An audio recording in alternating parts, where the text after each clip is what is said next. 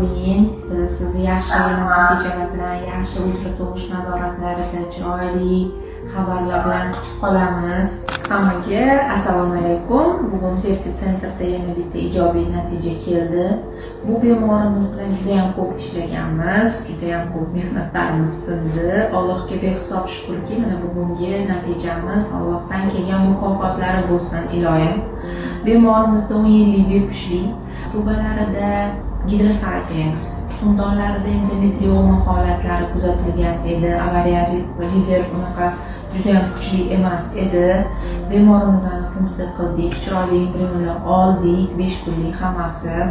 Undan keyin trubalarini jarrohlik yo'li bilan trubalarini hammasini yopdik. Endometriomalarini davoladik. Undan keyin embrion transferiga tayyorladik. Mana bugun birinchi urinishdayoq embrion